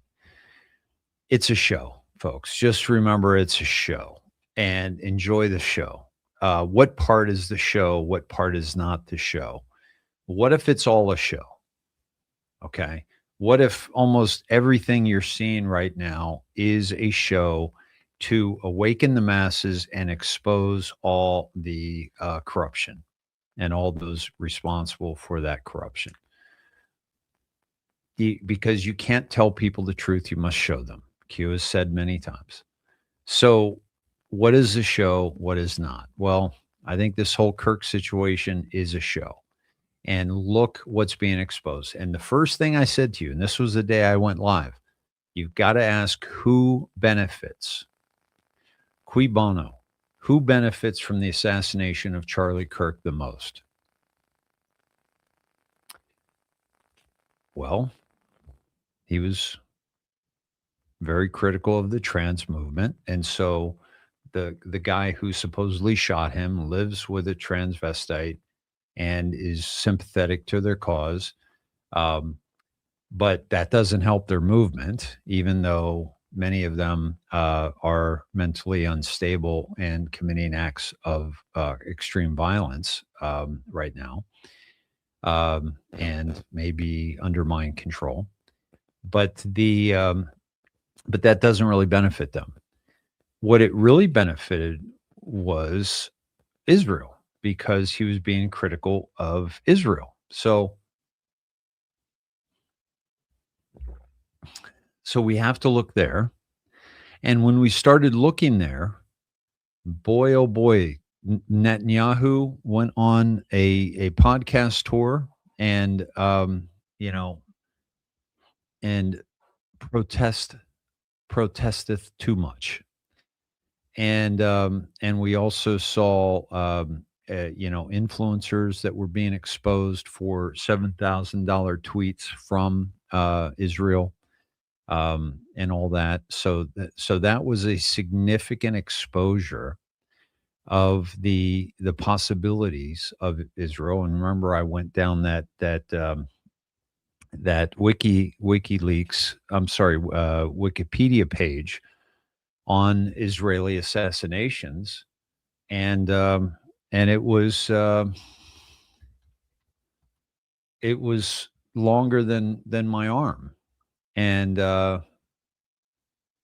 let me just pull it up here. English. Here we go. I never use Wikipedia. Israel assassinations. Okay. List of Israel assassinations. Here we go. The following is a list of alleged and confirmed assassinations reported to have been conducted by the State of Israel. Includes attempts against individuals who were reportedly or confirmed to have been specifically targeted by various Israel security, intelligence, and law enforcement agencies, including the Israel Defense Forces and the Mossad. So the Israeli government refers to these operations as eliminations. Individuals who are killed in such operations are described as having been eliminated using the term Husal, Hebrew, Yusal. These operations have been described by Israeli officials as preventative or counterterrorism measures, while these measures have been criticized by critics of the Israeli government's actions, particularly when conducted outside Israel's borders or in areas of ongoing conflict. This happened in the 1950s, 1960s, 1970s. Oh boy, they were busy in the 70s. 1980s, okay. 1990s, okay. 2001, 35 suspected Palestinian militants, 72 suspected militants in 2002. This is in the 2000s. I mean, look at this list, folks. What other country has this many? Look at this. We're still at 2003, 2004. Okay. Look at this. If anybody is a smoking gun, is Israel, 2010s. Okay. Look at this. My God. My finger's getting tired, by the way, scrolling here. Holy cow. All the way up to 2026. Okay. All right. So what's going on here? Ah, son of a gun. I didn't take you with me. I didn't take you with me. So sorry. 2026, 25, 24, 23, 20, 16, 14. Look at this. I mean, this is, I'm getting dizzy doing all this. That's just in the since 2000, what I just showed you. Okay. Right. That was all 2000s, then 90s. Okay. 80s, 70s, 50s, 60s. Okay. Very long list there. Okay. So they're definitely a suspect, right? In any murder, the first suspect, especially if the suspect stands to gain a lot of money, is the wife or the husband. Now, obviously, it wasn't her pulling the trigger, or if that's the narrative. So it wasn't Erica Kirk that did it directly, but maybe indirectly. So it's all very, very strange. All very, very strange, my friends. But what I wanted to show you was what's going on in Atlanta. And this is from Desiree. And Desiree is showing us what's going on. At first it was Black Mirror. Now it's just Monday in Atlanta. Bro, this is security right now. Security. In Atlanta. Hi, oh, it's waving. Bro. Now, and supposedly this was Mar-a-Lago a year ago. So there it is. It looks like it's actually walking around.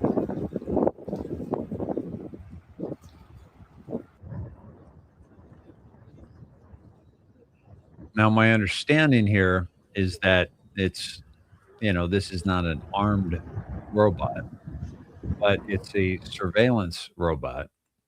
That was the New York Post. Okay. And so, they're beefing up security by showing, looking around the grounds with a moving, if you will. I'm posting that on my timeline, which you can see on X or you can see on Snedheads. So very, very interesting. Excuse me. So this is Noah Berg, who I follow, who is an Iranian. She says it just got worse. The lawyer for Noelia Castillo Ramos' father has allegedly stated Noelia requested a 6-month postponement of her euthanasia to take the time to think, which was denied to her straight up at execution. This was the young girl who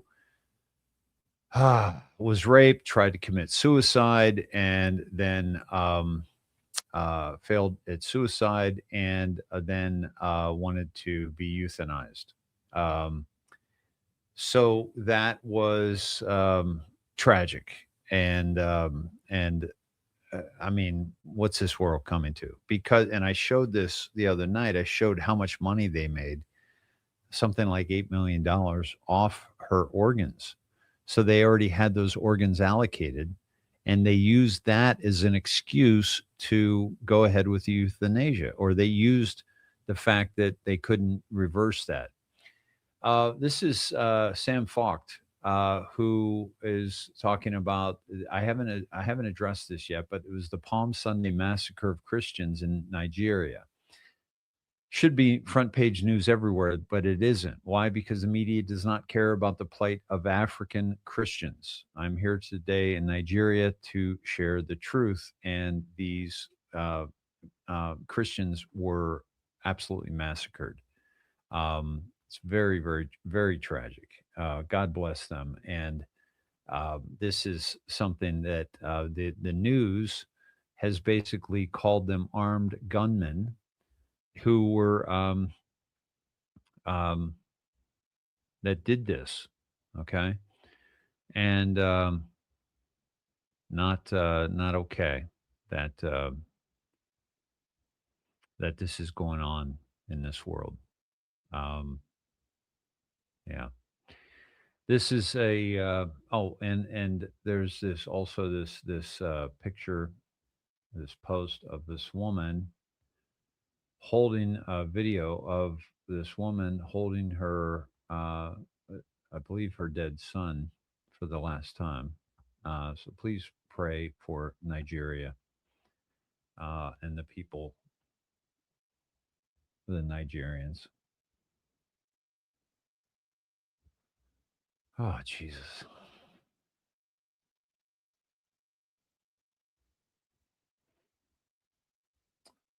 These kind of things have been going on for far too long in this world, my friends, and we must put a stop to it. And I wouldn't be as optimistic as I am if I didn't see what President Trump was doing, and how effective he is at dismantling all the chaos that is now.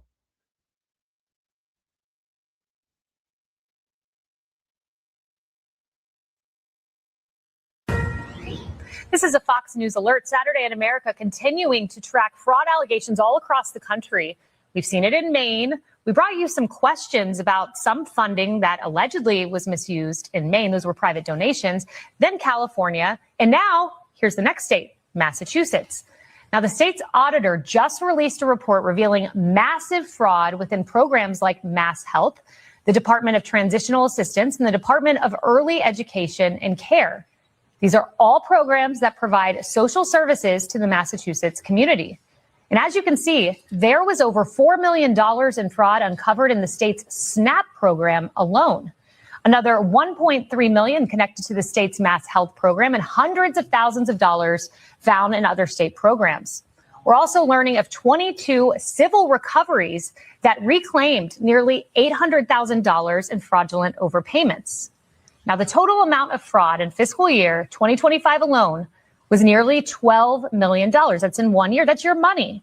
Now, as all this fraud is being exposed, President Trump is reportedly planning to sign an executive order establishing a new fraud task force. Signaling its importance, it will be led by Vice President J.D. Vance.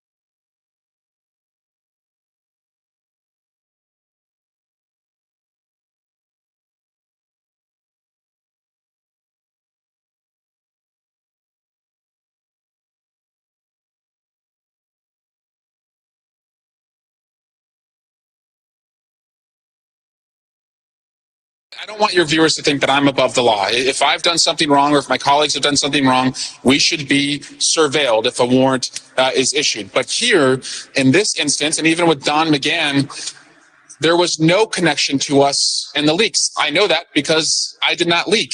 I don't want your viewers to think that I'm above the law. If I've done something wrong,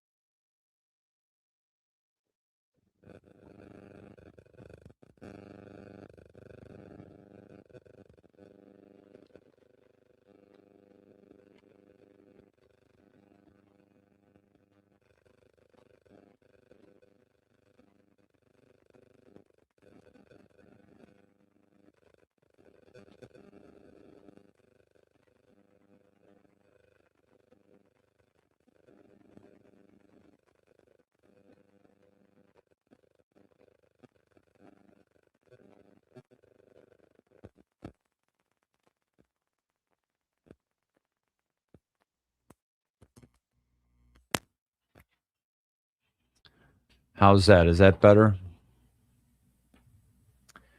Oh, wow. My whole system is going wonky, my friends, because I just lost my chat.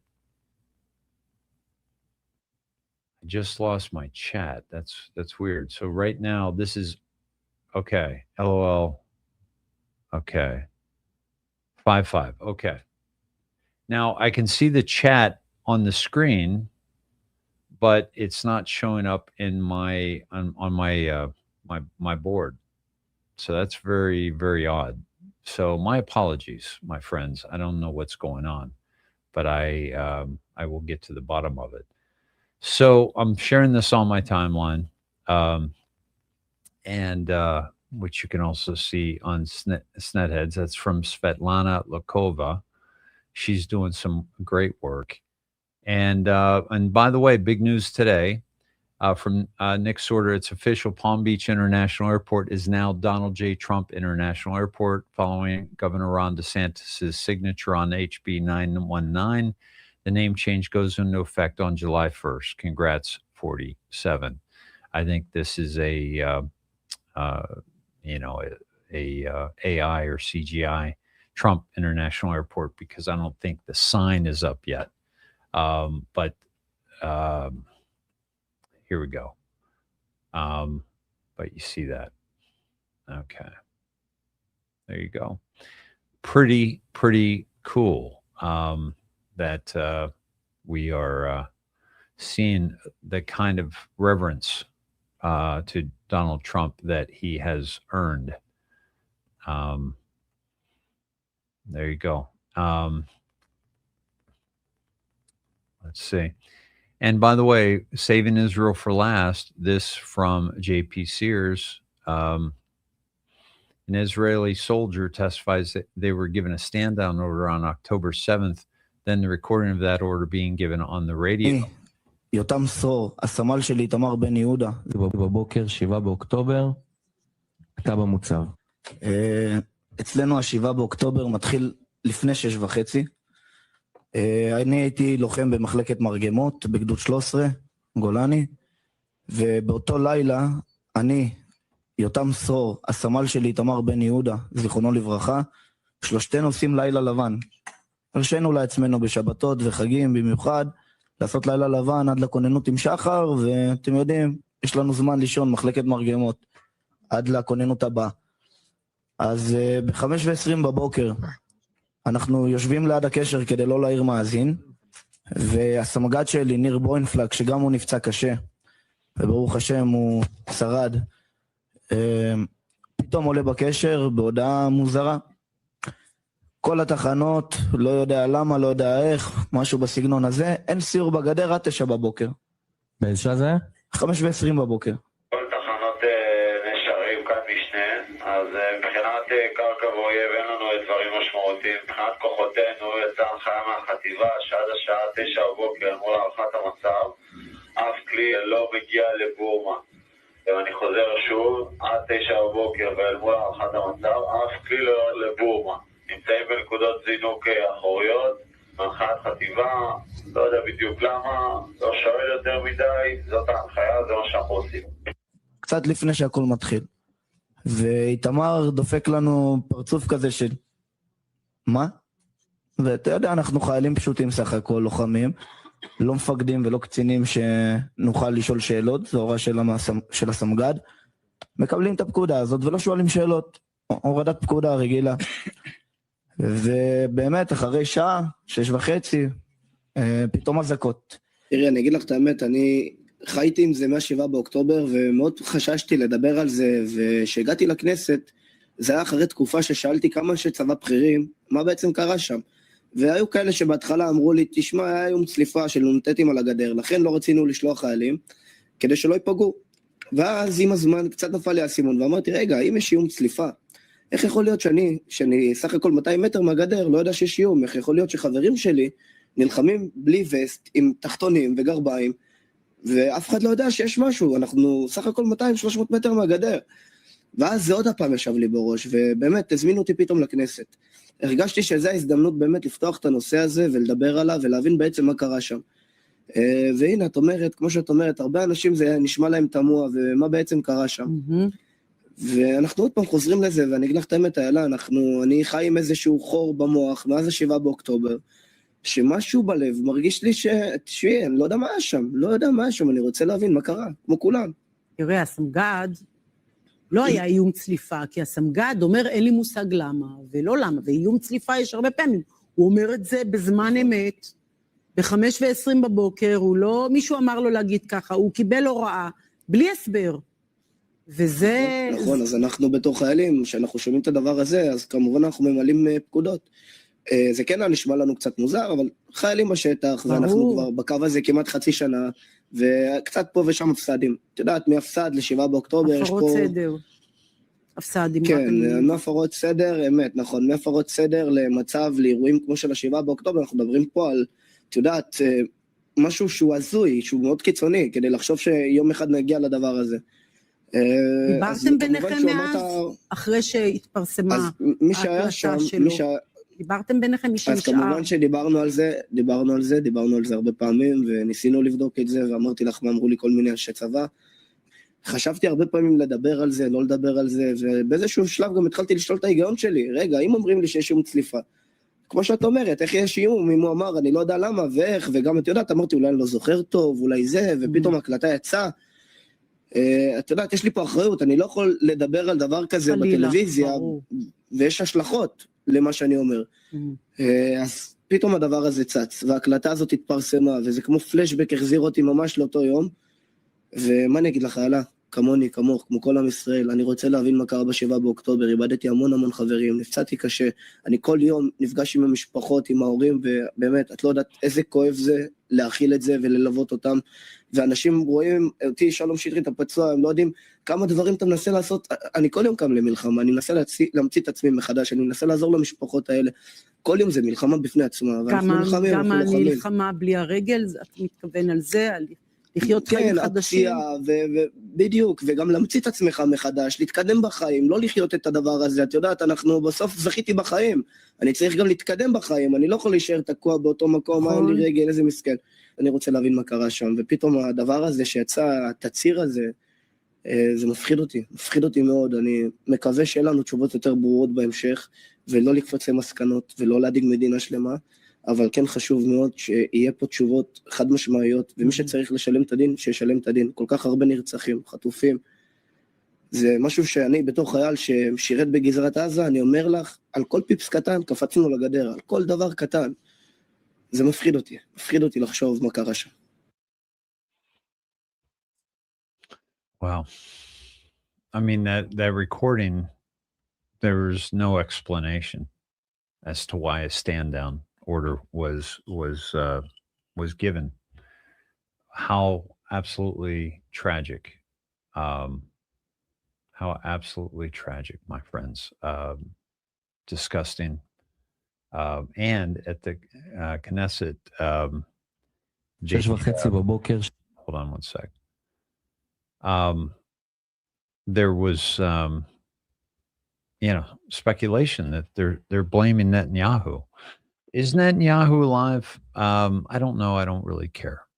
I saw that question earlier and I meant to address that, but I know that we're saving Israel for last. Q said that. And, I'm wearing my no outside comms shirt, friends. And so I go to the comms. I go to the comms that President Trump is dropping, and I go to the comms that Q is giving us.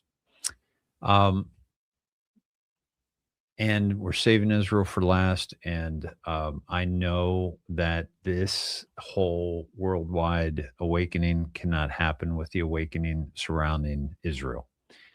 Data Republican posted, just released, follow the money behind the No Kings rally. Data Republican has launched an interactive open source map showing how your tax dollars flow to organizations involved in the No Kings rally.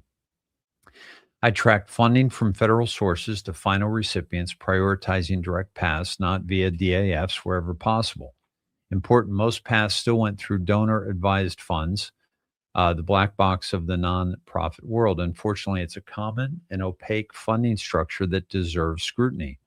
Explore it for yourself. Click on Federal Grant Flow for any No Kings organization to open any visual flow chart, tracing dollars from origin to destination. Again, these are not organic. Also, you can save any graph as an SVG and take it wherever you need. I'll keep updating my database as more EINs come in. Got a group to investigate. Send it to my email address with an EIN. Let's shine a light on influence laundering. A link below. This tracks it all. National Democratic Institute for $167 million that goes to American Center for International, 72 million, National Endowment for Democracy, 362 million. This is our money funding these things. This is not democracy. Okay. This is fascism without question. Chinese Progressive Association, Woodward Fund, Liberty Hill, Amalgamated Charitable Foundation. This is got to be tracked and stopped. ACLU Foundation of Texas, $3 million. See the federal grant flow. ACLU of Utah, 1.4 million. Albuquerque Teachers Federation, almost 3 million. So the link, by the way, Data Republican, I'll share this on my timeline. But here's the link. And I'm going to drop that in the chat so that you can check it out for yourself. Let me just drop that. And let me drop it over on Rumble. And let me then drop it over on X.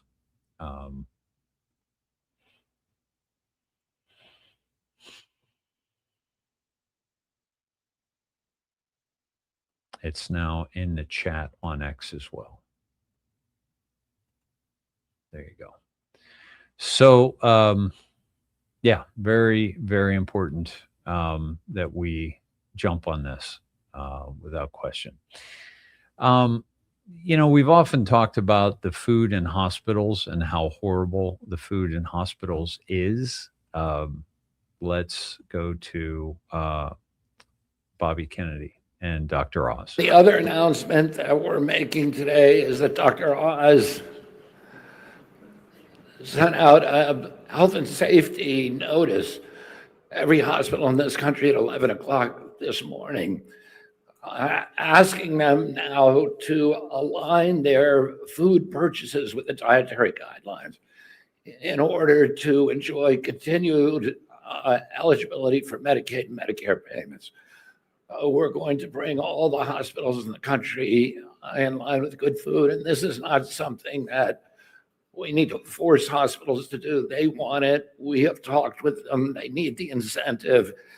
And this is going to help them with their procurement companies. The fact that it's now essentially a federal mandate. But it's something the hospitals wanted. It's something that they needed. And we want to do this very, very quickly. As Dr. Oz pointed out, the food in hospitals is so uniformly in a.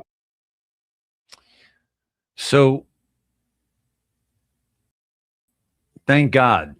I lost a friend because they couldn't sustain her in the hospital with their food and with their liquids. And that happened on the day I started this show, March 11th, 2019. God bless you. My dear,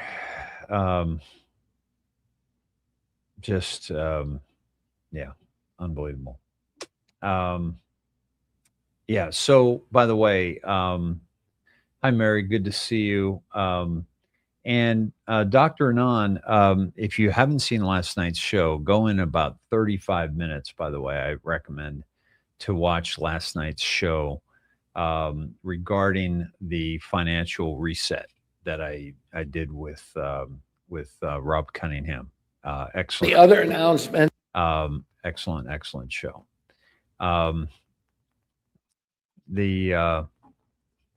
This was, remember this? This is Real Robert RN. I'm sorry, Real Robert, not Real Robert RN. And remember, this is our Congress, okay?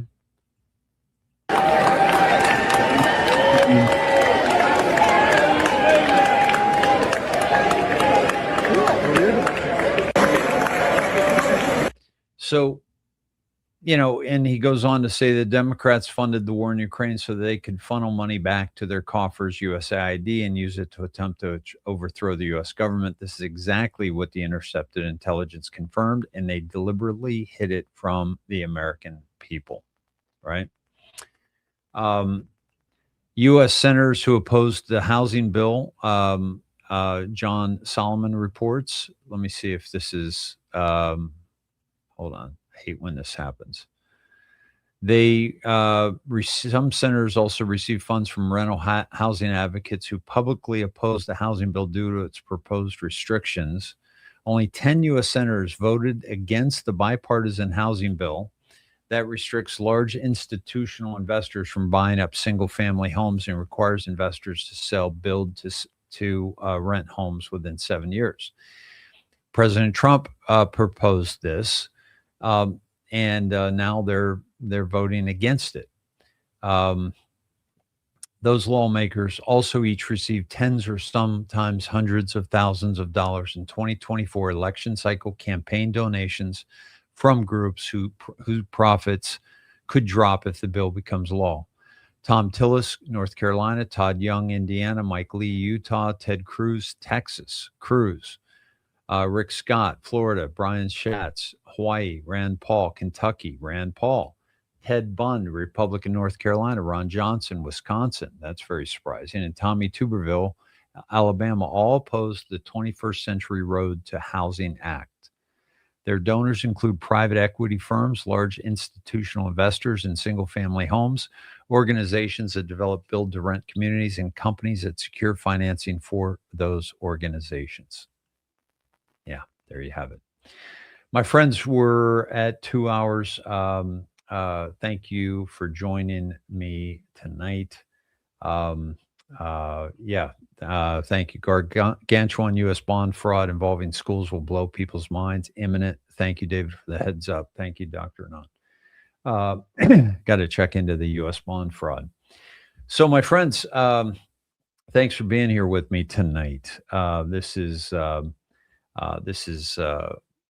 lot going on, and I hope that you're stoked about what we're seeing, because listen, if the cabal was still in control, we wouldn't be seeing any of this. If patriots were not in control, we would not be seeing all the things that we are seeing. So if you're impatient, I would ask you to change your view to the trajectory of where we are headed, because it is huge, and it is going to rock this world like we've never seen. Happy to be alive right now in this moment in time, and I hope you are too. Much love to you all. See you tomorrow night. Be well, and if you haven't seen last night's show, please go check that out. Go in at about 35 minutes in when Rob calls in. All right. Good night, my friends.